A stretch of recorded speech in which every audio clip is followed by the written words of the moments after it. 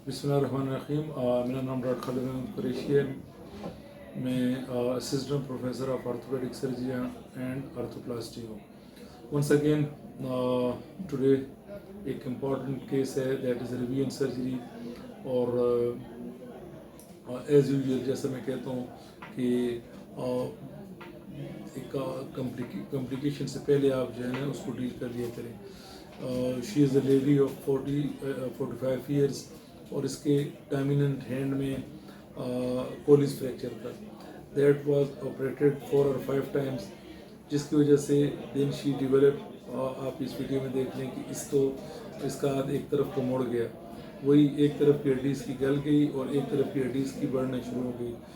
अब इसमें कॉम्प्लिकेशन क्या हुई? कॉम्प्लिकेशन ये हुई कि जब इसका हाथ मुड़ना शुरू हुआ तो आप देख सकते हैं कि इधर ये सारी रगें नसें होती हैं, ठीक है।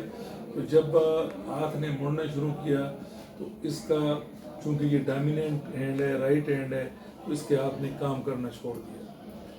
तो जब हाथ ने काम करना छोड़ दिया तो इसमें इन्फेक्शन भी थी, यानी गज़क भी थी। So the difficult thing was to eradicate the infection, ठीक है। तो इन्फेक्शन को इरेडिकेट करके फिर इस हाथ को सीधा करना था, क्योंकि इन रगों पे जो है ना बहुत प्रेशर था, जिसकी वजह से इसकी ग्रिप कमज़ोर हो गई थी। And she was unable to pick the food and to eat it, ठीक।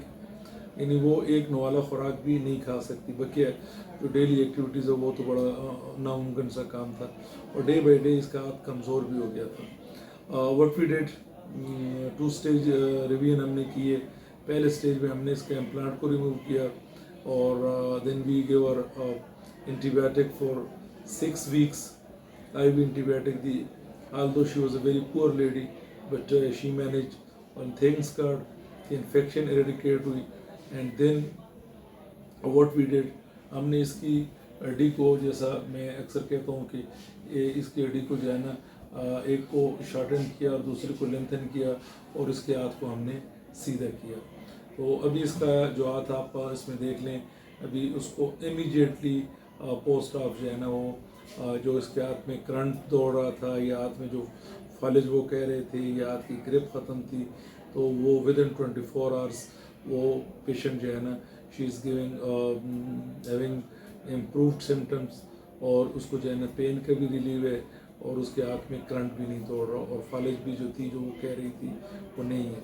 अब टेक होम मैसेज क्या है कि सिंपल कोलिस फ्रैक्चर में I mean to put a plate, कोई ऐसा ज़रूरत नहीं होती। हाँ बिल्कुल इसमें मुख्तलिफ इंडिकेशन है, उसमें हम इसमें प्लेटिंग करते हैं, तो वो आप ज़रूर करें। सिंपल टाइप 1 या जिसे कहते हैं अनडिस्प्लेस फ्रैक्चर हो तो उसे आप सिर्फ प्लस्तर दे के ट्रीट कर लिया करें। That is far better than I mean doing this sort of surgery, जिसमें it took round about 2.5 years and the patient underwent 5 surgeries.